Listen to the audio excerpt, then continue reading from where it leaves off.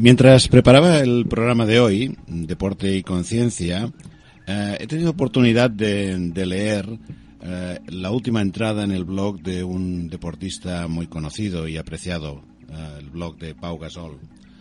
Es una entrada del 16 de junio donde habla, el título es El último tabú, es una entrevista que aparece en el periódico Expansión y habla de los problemas de salud mental en el mundo del deporte. Él hace referencia a que el deporte de élite les exige una preparación en todos los niveles, sobre todo en el físico y el mental, pero que mientras en el físico sí que tienen una preparación explícita y planes concretos para poder trabajar en este ámbito, a veces en el plano emocional y mental andan un poco huérfanos. Y es ahí donde él cree que está la causa, en ocasiones, de que puede haber situaciones dramáticas en algunos deportistas de élite, deportistas profesionales. Reconoce que son muy afortunados, por una parte, por poder dedicarse a su pasión, ¿no? Y disfrutar de condiciones privilegiadas en algunos casos. Que quizás sea difícil para la gente comprender que ellos también tienen su mente y su corazón y que no siempre pueden gestionarlo de la manera adecuada. Y esto puede tener repercusiones en su salud mental. Habla de hablar sin tapujos de esto, de hacer llegar también al deporte, tanto al deporte a nivel profesional como al deporte a nivel de iniciación, de promoción para los jóvenes, esta necesidad de cultivar no solo el aprendizaje técnico, no solo el aprendizaje físico, sino también el aprendizaje emocional, preservar la salud mental y cultivar el bienestar. Este es nuestro propósito y por eso hoy empezamos un nuevo programa con plena conciencia.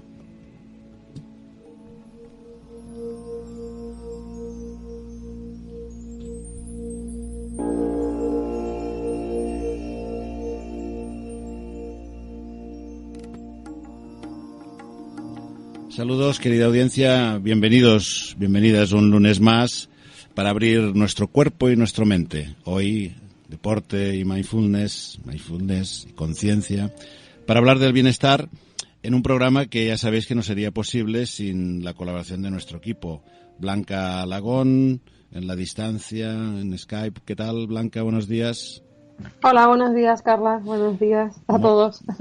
Bienvenida también, Monse, detrás del ordenador, de las cámaras, los mandos de la producción general. Sirius Abadía en la sala de control. Y un recuerdo, como hacemos cada semana, para Rudolf Hembrecht y Fundación Inceptum, que hacen posible este programa para transmitir valores a través de la comunicación. Y, como no, quien nos habla, Carla Ruiz Feltrer, acompañándoos un lunes más con plena conciencia, online desde Radio Construyendo Relaciones.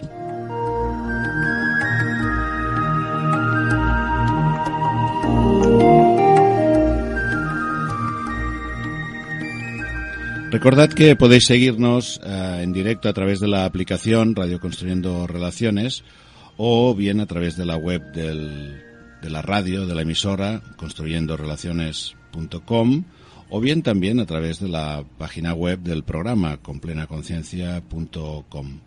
Podéis seguir también nuestra actividad a través de nuestra página de Facebook, Con Plena Conciencia, y también a través de Twitter, @con_plena.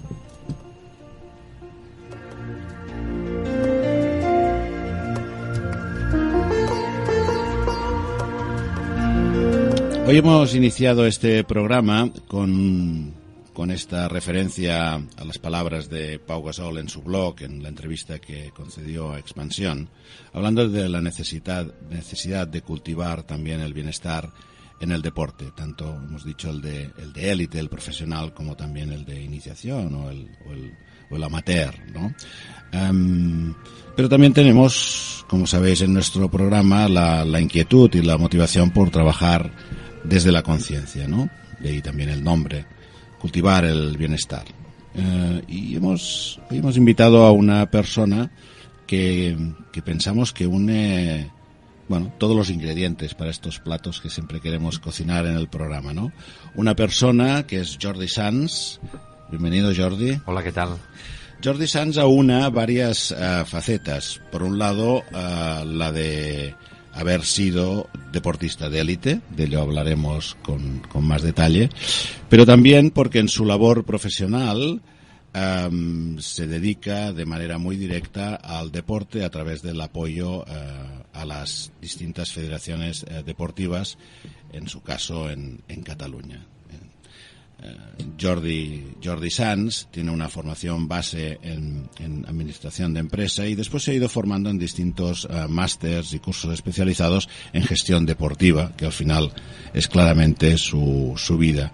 Y actualmente es el director de la UFEC, que en castellano sería la Unión de Federaciones Deportivas de Cataluña.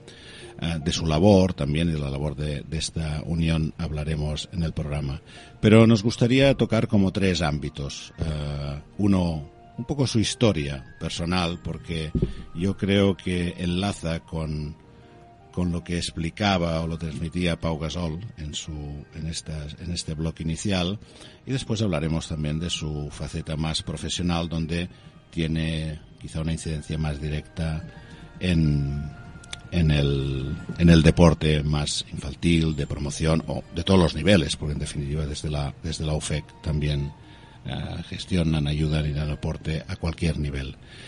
Pero en primer lugar, si algo tiene de especial Jordi Sans, aparte para mí de haber iniciado hace relativamente poco, yo creo, una relación de amistad, porque conectamos de una manera muy directa, es que Jordi Sans formaba parte del equipo olímpico de waterpolo, de la selección española, que ganó la plata en Barcelona 92 y después ganó el oro 4 años después en Atlanta, y que, como él nos explicaba un poco antes fuera de micrófonos, es más recordada, ¿no?, esta heroica selección por la plata de Barcelona que por el oro de Atlanta.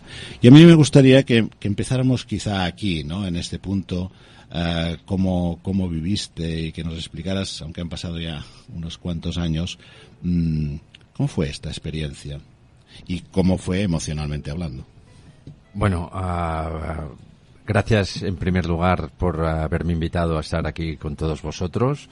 Pues la verdad es que fue una experiencia muy dura. Fue una experiencia muy dura porque nosotros teníamos un objetivo en principio muy claro, que era ganar una medalla olímpica. Hay que pensar que el waterpolo no había ganado nunca en la historia una medalla olímpica. Y jugábamos en nuestra casa, jugábamos con nuestra gente, con nuestras familias, con nuestros amigos, con todos los políticos. De hecho, recuerdo perfectamente el día de la final. Fue una final que se jugó por la tarde y era, si alguien quería ver una final olímpica, solo podía ver el waterpolo porque se había acabado todo.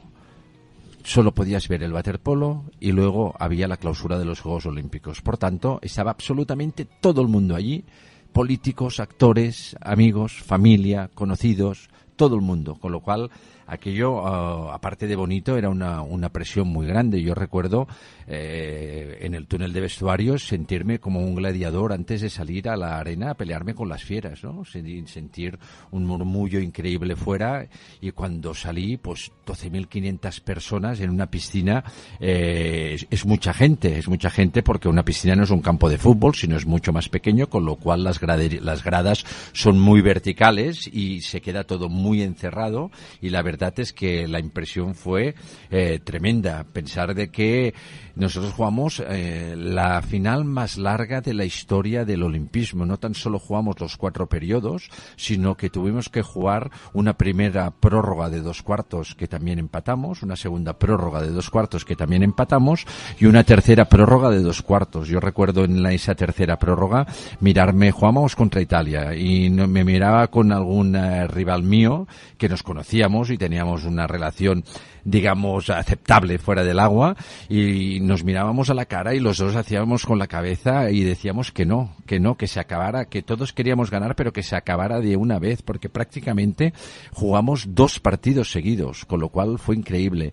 Y que a 4 segundos del final, cuando vas perdiendo, tú sigues siendo optimista, crees que puedes empatar otra vez ese partido y lanzas un balón y ese balón va al larguero y se acaba allí tu sueño, que son esos Juegos Olímpicos. Evidentemente el ganar una medalla fue increíble porque no la habíamos ganado nunca en la historia, pero claro, ¿quién es el tonto que llega a una final y no la quiere ganar? Y más delante de tu gente, con lo cual aquello que había sido un éxito histórico para el waterpolo español, para nosotros fue un fracaso absoluto. O sea, en 4 segundos pasó de ser un gran éxito a ser un gran fracaso. Yo recuerdo que prácticamente no podíamos salir ni del agua. Nos tenían que sacar del agua y dar empujones, y se ven en las imágenes, dar empujones para que fuéramos a recoger las medallas.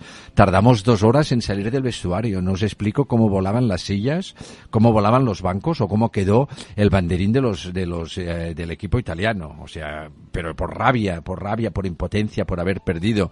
La verdad es que fue muy duro. Yo siempre digo que al día siguiente vuelve a salir el sol, pero en mi caso tardó mucho tiempo en volver a salir. Pero sí es cierto que una de las cosas que precisamente yo siempre digo en las conferencias que doy es que tanto en el deporte como en la vida, y los deportistas somos o creemos que tenemos que ser un ejemplo de esto, siempre te tienes que levantar una vez más de las que te caes, ¿no? Y ahí nos levantamos, nos pusimos nuevos objetivos, nos pusimos a trabajar para ellos. No olvidemos, y perdona que me alargue un poco, pero así ya explico toda la historia, que en el año 94, 2 años después, llegamos a una final de un campeonato del mundo y lo volvemos a perder, con lo cual era aquello de que éramos los eternos segundones, los perdedores, la gente ya no nos daba, como si regalaran las medallas, ¿no? No habíamos ganado nunca una medalla y parecía que si no hacías una medalla de oro ya eras un fracasado, ¿no? Pero seguimos luchando y 4 años después, en otros Juegos Olímpicos, logramos esa medalla de oro, y 2 años después de Atlanta logramos el Campeonato del Mundo. O sea que realmente fue un golpe psicológicamente muy duro, pero que nos hizo levantar con más fuerza, sin ninguna duda. Sí, bueno, yo no he leído, lo vais a tener en la página web porque pondremos la referencia, ¿no? de todas las competiciones deportivas en las que obtuvieron medalla a nivel tanto olímpico como mundial, europeo, etcétera, pero la lista es inacabable. Por otra parte, claro, no estamos en un programa meramente deportivo, pero sí que me interesaba empezar por esta historia, porque es una historia dura. Yo creo que se nota todavía cuando Jordi lo explica, pero al mismo tiempo es una historia que después tiene final feliz, por otra parte. Y Jordi, si algo nos ha unido en estos últimos tiempos ha sido precisamente pues la práctica de mindfulness, ¿no? Entonces, antes de seguir con otros aspectos, sí que me gustaría preguntarte cómo ves hoy esta experiencia,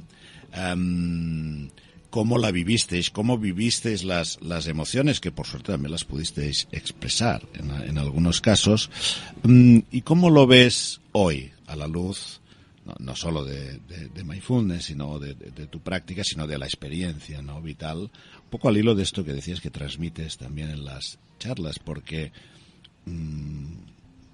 tú, el equipo, sois un ejemplo en este aspecto de resiliencia, ¿no? Esta capacidad de hacer frente a las adversidades, al menos en el terreno deportivo. Después hablaremos del terreno humano, ¿no? ¿Cómo ves hoy aquello?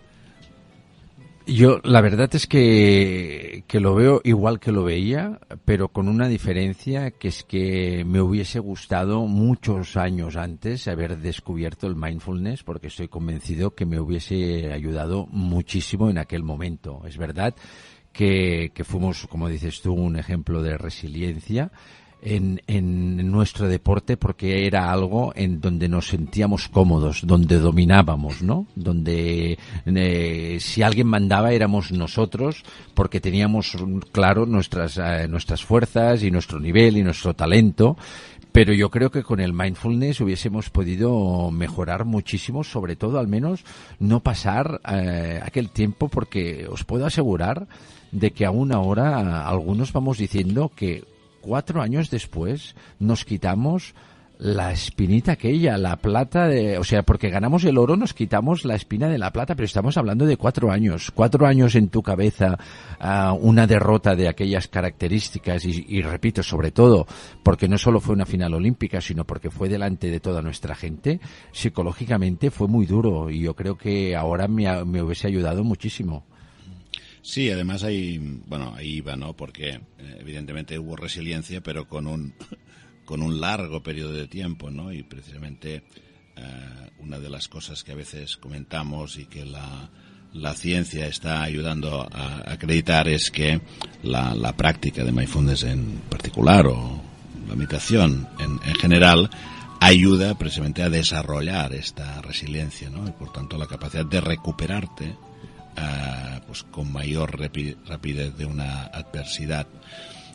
Hay otro aspecto en el deporte de élite que yo pienso que también enlaza con lo que comentaba en el artículo Pau Gasol, que es el nivel de exigencia, la presión que existe, no solo cuando estáis en la competición, sino todo lo que es la preparación, ¿no?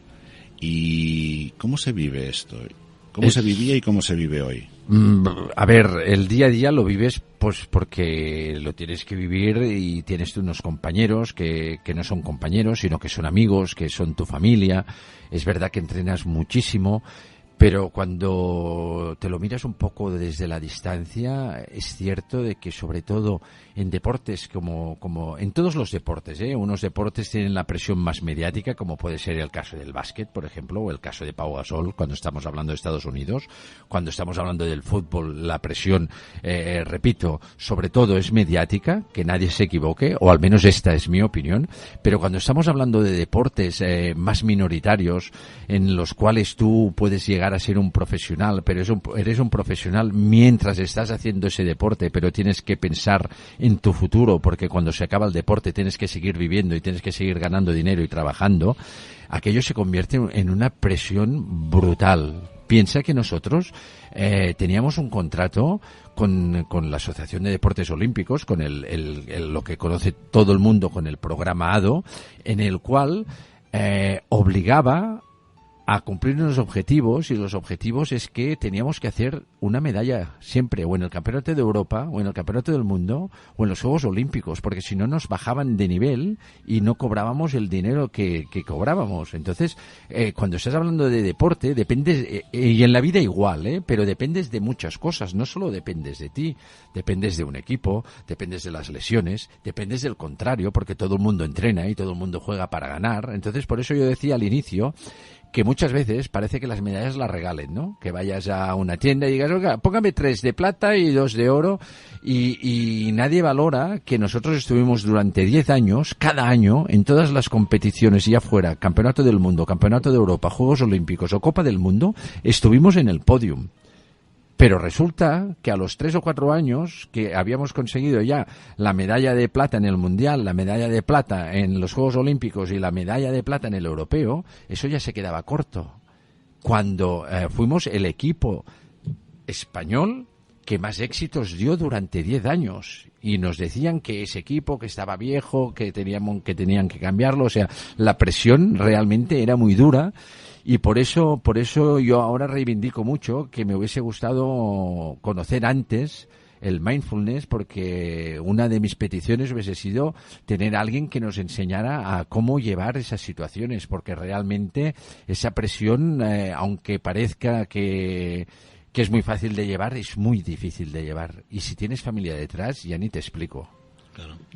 Además, Jordi recoge su experiencia de alguna manera en un libro que está en catalán y que tenemos, seguramente los que veis las imágenes lo podréis ver, que es un camino, una meta, diría. Una meta, sus 5 Juegos Olímpicos, que se dice rápido, ¿no? Y es de alguna manera un recorrido no solo a través de la parte, digamos, más profesional o de élite, sino también desde de sus inicios, porque te iniciaste a los 10 años, empezaste de, No, a los 3 años ya a los 3 años hacía 25 metros nadando. Eso me lo contaban, yo no me acuerdo, ¿eh?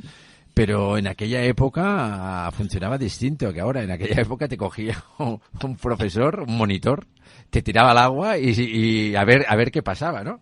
Y en mi caso pues floté, me movía, me aguantaba, y a partir de aquí me empezó a gustar. Lo mío me viene de yo soy el más pequeño de mis 5 hermanos.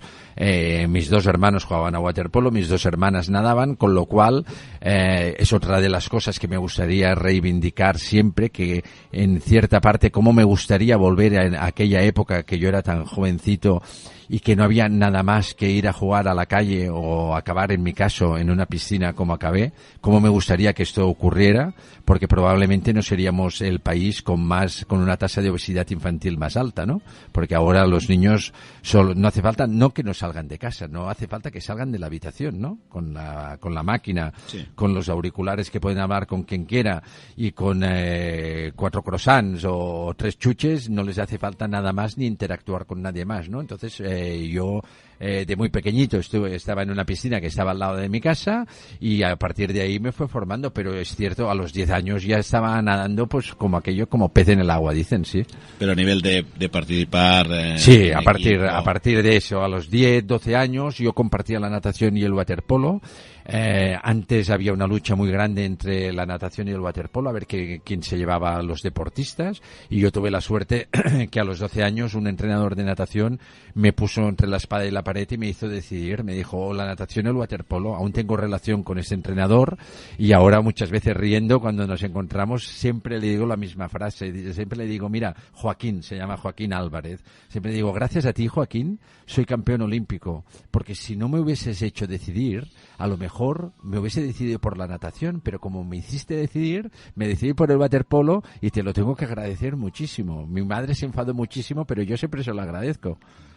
A ti te conocen en el mundo del waterpolo por Chiqui, y me parece que algunos otros miembros del equipo también teníais algún mote, ¿no? ¿De dónde viene el Chiqui? Porque, hombre, Chiqui, ¿no? Sí, a mí Chiqui me viene precisamente de lo que te acabo de contar, ¿no? Yo era el chiquitín de la familia, el chiquitín de los 5 hermanos que estaba haciendo natación, en ese caso, que lo tiraban al agua. Yo era un poquito en el Club Esportivo Mediterráneo, donde nací deportivamente, en la calle Galileo. No era una piscina, aquello era una bañera, ¿no? En invierno la gente jugaba al escondite dentro del agua porque te hundías y ni te veían de lo sucia que estaba el agua, estaba negra, encontrabas hasta ruedas dentro, ¿no? O sea, la historia era brutal, y entonces yo era como un poco el llavero de todos aquellos deportistas ya mayores, y con 3 y 4 años pues ya me tiraban de una palanca de 5 metros, y yo creo que acaba un poco así raro por culpa de todas esas cosas, ¿no? Eso yo creo que es maltrato, pero bueno, en aquella época no era maltrato, todo el mundo me trataba así, yo me lo pasaba bomba, y del chiquitín el chiquitín se quedó Chiqui. Muy bien. Hay otro tema que también te comentaba antes de empezar, y es que hay tristeza, hay rabia, ¿no? Yo creo que además experimentasteis en relativamente poco tiempo todas las emociones con intensidades muy altas, ¿no? Y la presión muchas veces, como tú decías, desde la ventana del espectador no se es consciente, ¿no?, de la presión que se vive. De hecho, Pau Gasol hace referencia al caso de Iniesta, que ahora en esta etapa ya pues que está dejando el deporte de alta competición, por decirlo así, explicaba, ¿no?, y recordaba que él hubo un momento de su vida donde, bueno, le afectaban las lesiones de una manera más o menos continuada, y que coincidió con la muerte de un gran amigo de él, que era Dani Jarque, el futbolista del Español, en el que él entró en una depresión. Por suerte, en su caso, pudo superarla, ¿no?, y pudo recuperarse. Pero vosotros también vivisteis muy directamente dos casos al menos que han tenido una cierta conocimiento mediático, ¿no? El de Pedro García Aguado y el de Jesús Rollán, ¿no? Me gustaría que nos comentaras hasta donde tú quieras, ¿no? No tanto solo cómo viviste, sino también cómo, lo mismo, ¿no? Cómo vives y ves ahora esto y qué podría hacerse para prevenir, si es que algo se puede hacer para prevenir. Explicar un poco los casos y cómo los viviste. Es complicado, ¿eh? Es complicado explicarlo, sobre todo por una cosa, ¿no? También porque yo creo que el mindfulness también me ha hecho una persona, no sé cómo decirlo, ¿no? Pero que expresa sin querer muchas veces más sus sentimientos, ¿no? Y me es muy complicado porque se me salen las lágrimas rápidamente, ¿no? Porque estamos hablando sobre todo de Jesús Rollán, estamos hablando de un amigo íntimo, que era una persona absolutamente increíble, o sea, una persona que vivía en Vallirana y tú tenías un problema con el coche y era capaz de dejarte el coche y él irse en tren a Vallirana, o sea, eran cosas que yo decía, pero tú estás loco, Jesús, pero no, da igual, chiqui, yo tengo tiempo, no, ya me voy yo en tren, tú vete porque tú tienes que ir a trabajar y coge el coche y tal. Era una maravilla de persona. Y ya no está con nosotros, ¿no? Una persona que su vida era el waterpolo. Yo había tenido discusiones con él y con otros compañeros porque ellos se reían de mí. Se reían como compañeros y como amigos, que nadie lo malinterprete, porque yo desde muy jovencito tuve claro que aparte del waterpolo tenía que formarme, tenía que trabajar para mi futuro, ¿no? Entonces ellos se reían de mí porque cuando acababa el entrenamiento yo me ponía la corbata, me ponía la americana y la camisa y me iba a trabajar, ¿no? Ellos siempre me decían, pero ¿qué haces, hombre? Pero vente con nosotros a desayunar. Yo les decía que eso no era el futuro, ¿no? Que el futuro era muy duro y que teníamos que formarnos, ¿no? Y Jesús era una de aquellas personas que siempre me decía, yo nunca voy a buscar un trabajo que me haga levantar antes de las 10 de la mañana. Yo le decía, es que estás viviendo en Walt Disney. Jesús, tú vives en Walt Disney y la vida no es Walt Disney, la vida es Walking Dead y te vas a dar cuenta cuando acabe tu carrera deportiva, no solo la de él, sino la de todos, la mía inclusive, ¿no? Y desgraciadamente Jesús tuvo una lesión muy grave, de la cual no había manera de recuperarse. Aquello le hizo caer en una depresión, le hizo caer en un mundo que no era el que tenía que tener.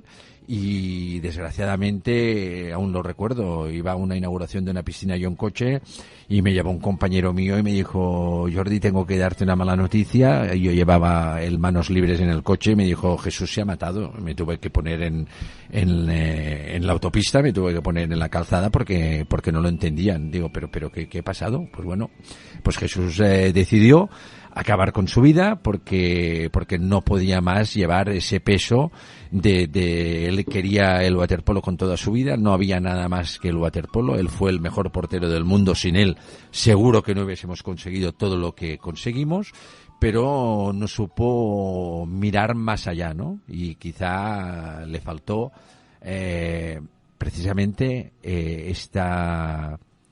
este enseñamiento, esta enseñanza del mindfulness, ¿no? Para decir, oye, tenemos que tirar para adelante, tenemos que levantarnos, hay que ser resilientes, hemos logrado muchas cosas, ahora nos pasa esto, pues tenemos que ponernos nuevos objetivos, ¿no? En este caso, por desgracia, yo no sé lo que le pasó por la cabeza, ni lo sabe nadie, pero el gran problema es que no tenemos con nosotros a una gran persona ya. Y bueno, esto nos tiene que servir también de ejemplo a todos y sobre todo para todos aquellos que no son deportistas, para que sepan que los deportistas no somos superhéroes. Los deportistas somos personas, tenemos nuestras cosas buenas, nuestros grandes momentos, pero lo pasamos mal como todo el mundo. Iniesta lo reconocía hace poco en una entrevista y todos hemos pasado momentos muy difíciles y que hemos necesitado ayuda. Y precisamente todas estas ayudas que vienen desde el mindfulness, desde la conciencia plena, desde la meditación, al menos a mí actualmente, porque es lo que estoy haciendo ahora desde hace aproximadamente 4 o 5 meses, me están ayudando muchísimo en mi vida.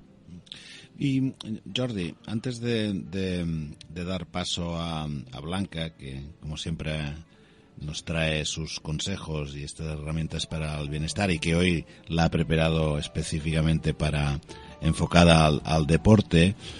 Quería preguntarte hasta qué punto todas estas experiencias, ¿no?, te han llevado finalmente a centrar tu profesión y a desarrollar tu actividad en estos momentos como director en esta organización de la que hablaremos, porque es muy particular, esta unión de federaciones deportivas de Cataluña.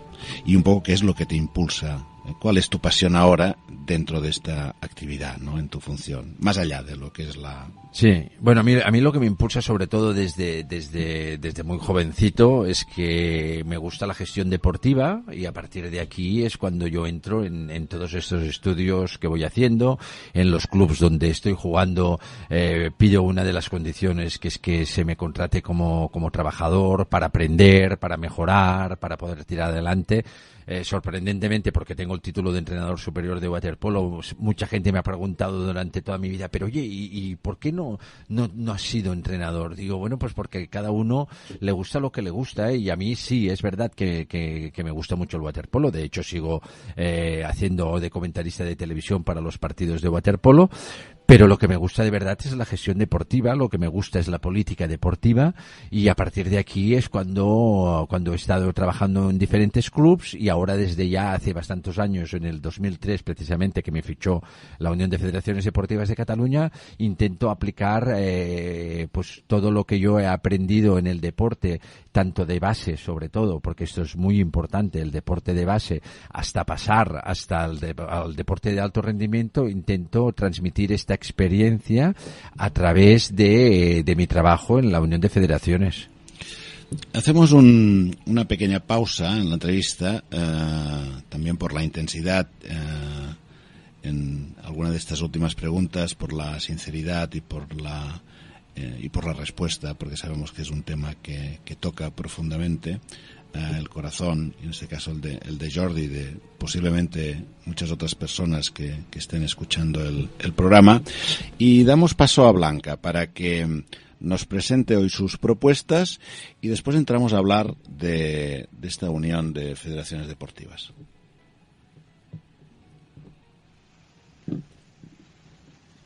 Gracias, Carlas. Con mucho respeto voy a empezar esta parte, este apartado del programa. Y voy a preguntar, ¿sabíais que deportistas de élite como Tiger Woods, Kobe Bryant o Roger Federer, que además de tener un extraordinario talento para sus deportes, todos han utilizado la meditación para mejorar su rendimiento deportivo? Y es que si les preguntas a un deportista en qué medida su mente participa en su actividad deportiva, todos te dirán que la mente juega un papel fundamental. Los pensamientos, la atención, la capacidad de concentración y las emociones influyen en el éxito y en el fracaso. Pero a pesar de que el cerebro influye significativamente en la práctica del deporte, en la mayoría de las ocasiones no se le dedica atención y tampoco se entrena. Cuando practicamos deporte integrando mindfulness, las personas dejamos de razonar, de intentar controlar todo lo que pasa y de reaccionar al malestar para aceptar lo que está sucediendo en ese momento. Como deportistas, observamos qué sentimos y qué pensamos sin más trascendencia, convirtiéndonos en testigos de lo que está pasando, tomando conciencia del momento. Los pensamientos y emociones se dejan pasar, sin darle significado ni valor, consiguiendo un distanciamiento con estos, ya que no se controlan, solo se aceptan. Y la consecuencia es que entonces nuestra energía tiene otro foco, la propia tarea deportiva. Y se produce una unión entre el cuerpo y la mente, una unión con el presente. Y se aumenta la concentración de manera considerable, reduciendo el número de distracciones y disfrutando más con lo que se está haciendo. Y como ejemplo os voy a contar el otro día una experiencia personal que tuve en el gimnasio cuando decidí probar la clase de spinning. Yo hace años que era una asidua del spinning, pero ya llevaba tiempo sin practicar, por lo que iba con un poco de respeto, porque es una actividad bastante demandante físicamente.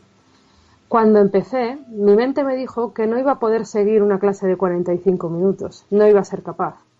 Pero enseguida me di cuenta de ese pensamiento y llevé mi atención al momento presente preguntándome, 45 minutos no vas a poder, pero ¿puedes ahora mismo? Y al contactar con el presente, momento a momento, la respuesta siempre fue sí, sí que podía seguir. Y eso me permitió no solo seguir toda la clase, sino disfrutarla, porque al estar conectada con el presente, era capaz de notar la velocidad de los latidos del corazón, el ritmo de la respiración, las sensaciones de pesadez en los muslos, y así también sabía cuándo debía bajar la intensidad de la resistencia o cuándo podía subirla también. Además, pude estar atenta al ritmo que marcaba el instructor, que como sabéis, mantener ese ritmo durante toda la clase es un factor clave para el éxito. Y como mi concentración estaba plenamente en el momento, no solo salí relajada físicamente, sino también mentalmente, porque durante ese rato me había dejado en paz, como quien dice. Sí, para terminar voy a hacer una mención a una cita de la película El Guerrero Pacífico, que vi hace tiempo y que me encantó, que está basada en el libro El Camino del Guerrero Pacífico, de Dan Millman, un exatleta, maestro de artes marciales, entrenador y catedrático universitario, que dice así: cuando por fin logres vivir el presente, te sorprenderá todo lo que puedes hacer y lo bien que lo haces. Muchas gracias.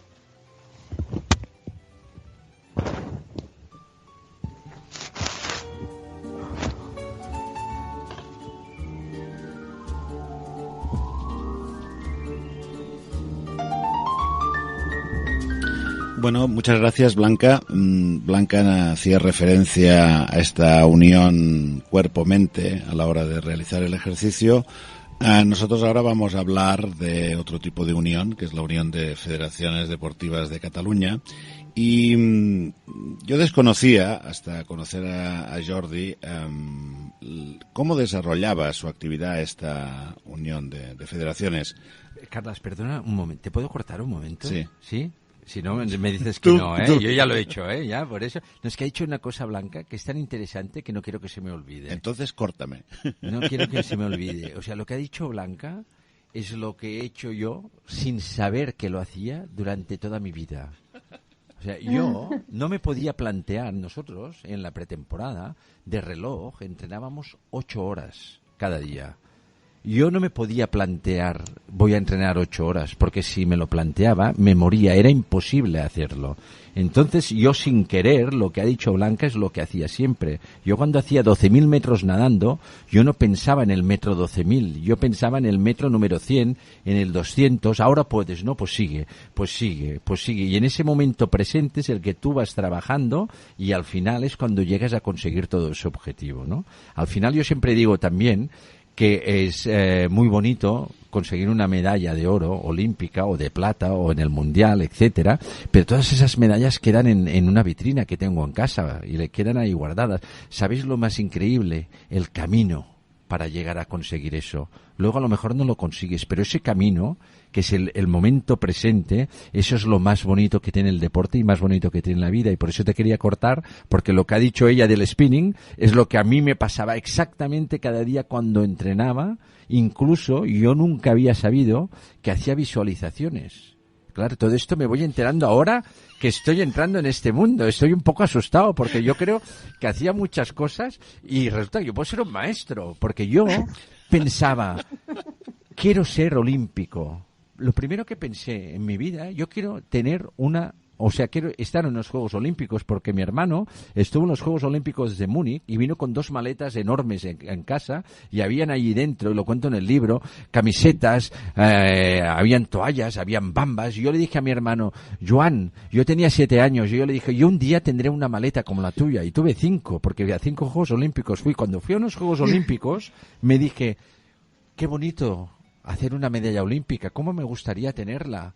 Y estaba visualizando aquello, yo no lo sabía, pero estaba visualizando, yo quiero tener una medalla olímpica. Y la gané en Barcelona 92. Y allí, en Barcelona 92, dije, ¿y ser campeón olímpico?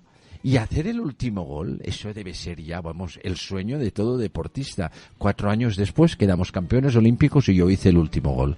Solo quería acordarte con eso porque, más que nada, el dar el sí a lo que ha dicho Blanca en lo que pasa en el spinning. O sea, el momento presente es increíble. Y yo no me daba cuenta de que vivía constantemente el presente cuando entrenaba, y además resulta que hacía visualizaciones que no sabía ni lo que eran.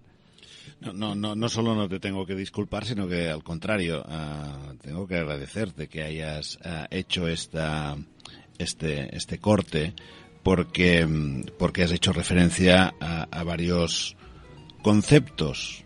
O sea, a veces en las sesiones, ¿no?, o cuando damos los cursos, son conceptos que son difíciles de entender si no los has vivido.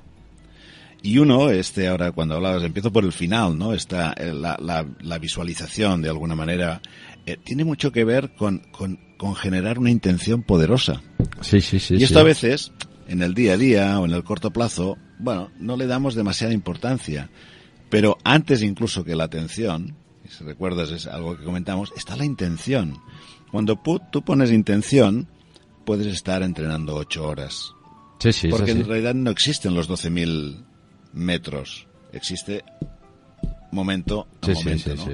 Y esto que has explicado ilustra perfectamente lo que de alguna manera significa vivir el presente, al hilo de lo que estaba explicando Blanca, que lo explicaba precisamente en relación no a algo que dice alguien, sino a su experiencia a la hora de realizar, en este caso, una actividad de spinning. Uh-huh. O sea que te agradezco porque ya estoy viendo, ahora soy yo el que está visualizando este trozo de lo que nos ha explicado para pasarlo en el próximo curso, cuando toquemos el tema de vale, pues te lo regalo, venga, no te lo cobro, venga, es que siempre me ganas en todo, venga.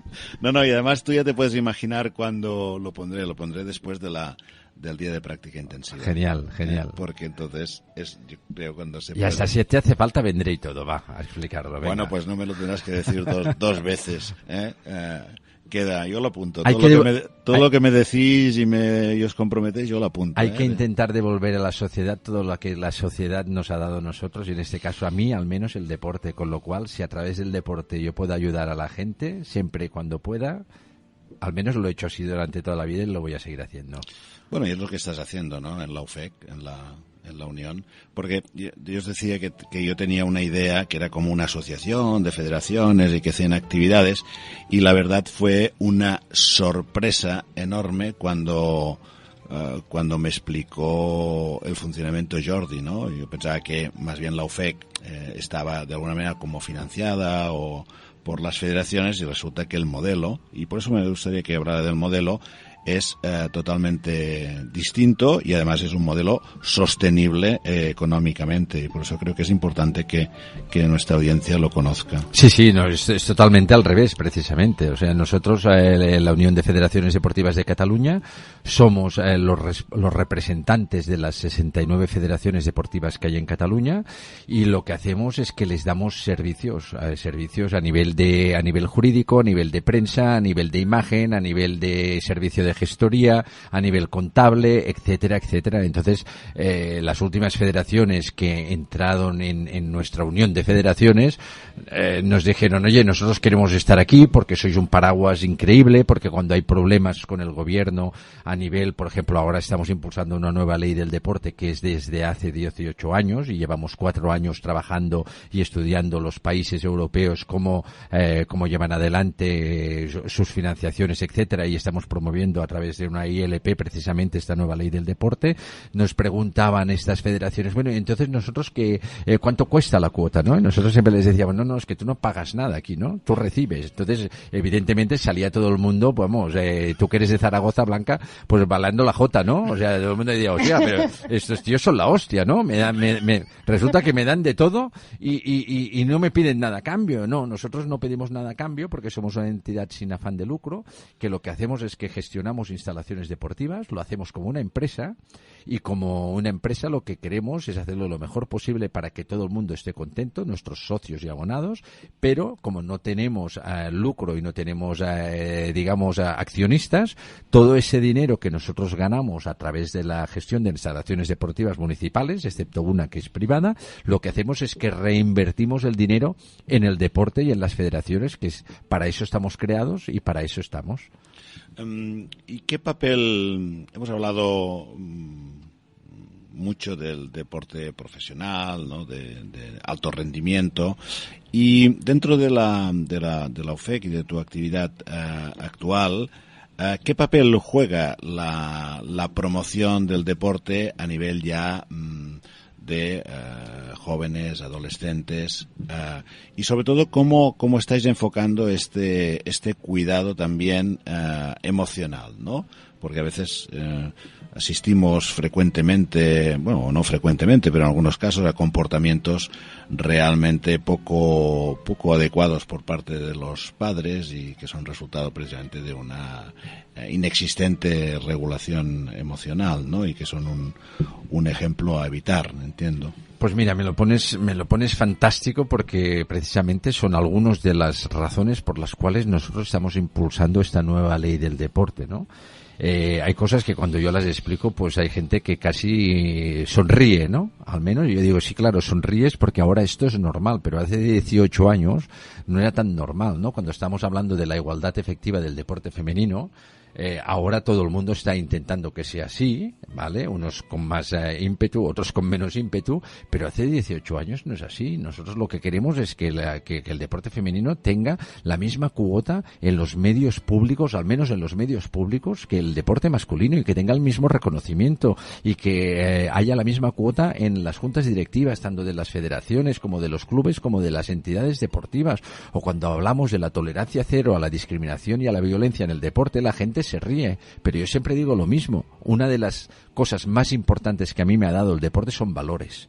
Valores como ser una persona comprometida para llegar a conseguir mis objetivos, a ser optimista, a adaptarme a las diferentes situaciones, a ser consciente de mis debilidades para mejorar y a tener buenos hábitos de trabajo. Y resulta que normalmente el entorno, precisamente, cuando estamos hablando de padres, de aficionados, etcétera, es el que se encarga de cargarse esos valores que tiene el deporte. Por tanto, nosotros tenemos que promocionarlo al máximo. Esto no puede ser. O tenemos que promocionar al máximo el deporte de base. ¿Para qué? Para que esos niños y niñas que están haciendo deportes desde pequeño y que cuando llega esta gran rotura del deporte, que llega en primaria, en secundaria, más o menos, aproximadamente, nosotros lo que queremos es que sigan haciendo deporte, que estén vinculados con los clubes, pero no para ser Rafa Nadal, no para ser Messi. Si tienen que serlo, ya lo serán, sino para ser personas que hagan deporte durante toda su vida. Ahora yo ya formo parte de una de esas, yo soy una de esas personas. Yo no hago deporte de élite, yo me levanto cada día a las 5:15 de la mañana aproximadamente, me hago mi meditación, luego lo sabes tú muy bien porque lo hemos hablado esto, luego a las 7 de la mañana estoy en el gimnasio, me hago media hora de pesas en el gimnasio y luego me pongo a nadar media hora y me hago 2000 metros solo. Y dices, bueno, vale, pues muy bien, pues yo ya soy uno más. Lo importante es que esos niños y niñas seamos capaces de darles deporte para toda su vida, para tener una sociedad mejor, tanto físicamente como mentalmente, porque si estás mejor físicamente, no tengamos ninguna duda que mentalmente también estaremos mejor. Y queremos también que las personas con discapacidad hagan más deporte, porque tenemos las 5 federaciones específicas dentro de la Unión de Federaciones Deportivas de Cataluña, y porque lo hemos estudiado y porque lo vemos cada día, tenemos muy claro que estas personas que tienen alguna discapacidad, si hacen deporte regularmente, son más autónomas y tienen más autoconfianza. Por tanto, desde la Unión de Federaciones lo que intentamos es potenciar para tener una mejor ciudadanía en cuanto a nivel físico y en cuanto a nivel mental. Sí, gracias Jordi, porque además has hecho mención a distintos aspectos que para nosotros, para el equipo y para el programa son importantes y que hemos ido tratando a lo largo de programas anteriores y que seguro que trataremos en el futuro, ¿no? Y uno ahora hacía referencia al mundo de las personas con discapacidad, ¿no? Al que hemos dedicado un par de programas desde distintas perspectivas. Una sería la deportiva, aunque no profundizaremos, ¿no? Pero quizá en próximos programas sí que podamos hacer referencia. Y decías cómo esto actuaba de una manera directa en su bienestar, ¿no? En esta mayor autonomía. Y es lógico porque también tuvimos con nosotros a la doctora Perla Kaliman, que justamente ha centrado sus investigaciones en poder ver la importancia de tres tipos de hábitos o de prácticas en la salud y el bienestar. Unas son los hábitos alimenticios, El otro es el ejercicio, en general, donde entraría de una forma muy directa el deporte. Y el otro, que ella ha estado estudiando, es también el de la meditación, ¿no? Y, por tanto, poder juntar estos tres aspectos es una forma de fomentar no solo valores, sino también bienestar. Estamos en los minutos finales. Hoy nos ha acompañado Jordi Sans. Bueno, qué decir de Jordi, aparte de un buen amigo, un magnífico profesional en el ámbito de la gestión deportiva, miembro del equipo olímpico español que ganó la plata en Barcelona y el oro en Atlanta, aunque nos decía que son más recordados por las lágrimas de la plata que por la alegría del oro. Nosotros le recordaremos por unas cuantas perlas que nos ha dejado en el programa de hoy. Y sí que antes de ir cerrando, Jordi, tienes el micrófono para por si quieres dirigirnos un último mensaje, si hay alguna cosa que te gustaría acabar de comentar. Primero agradeceros a todo el equipo el poderme haber, primero dar la oportunidad de estar aquí con esta invitación, que espero que los oyentes les haya podido aportar alguna cosa. Si ha sido así, yo ya me voy contento de esta entrevista. Y sin ninguna duda, y esto no puedo dejar de decirlo porque lo voy predicando prácticamente todo el día, aunque hay gente que aún se ríe un poco de mí, porque evidentemente yo soy el primero en decir que me queda aún mucho camino por recorrer y por mejorar, que sin ninguna duda la meditación y el mindfulness para mí ha sido un inicio de cambio en mi vida y espero que siga así. Os puedo asegurar a todos los oyentes de que, como hemos dicho antes, los deportistas somos personas, ahora ya los exdeportistas también seguimos siendo personas, que tenemos momentos muy complicados en la vida y muchos problemas como tenemos todos, y os puedo asegurar que después de una buena meditación las cosas se ven de una manera absolutamente distinta y se puede sobrellevar mucho mejor todo. Sí, porque además el problema quizá no se solucione, pero sí que cambia la mirada y la forma como puedes afrontarlo. Muchas gracias, Jordi, por acompañarnos, gracias. Por compartir tu experiencia personal, muy personal en algunos casos, y también profesional. Y como reconocemos y decimos siempre a las personas que nos acompañan, ¿no? Agradecer tu compromiso precisamente con los valores y con el bienestar personal.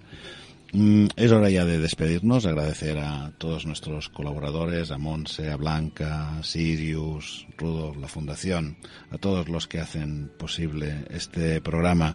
Y deciros que la semana que viene tendremos un programa especial porque lo vamos a dedicar íntegramente a compartir con vosotros y hablaros de la experiencia que tuvimos la semana pasada participando, estando presentes en el 5º Congreso Internacional de Mindfulness en Zaragoza. Entre tanto, como siempre, desearos que tengáis una semana consciente, plena y con valor.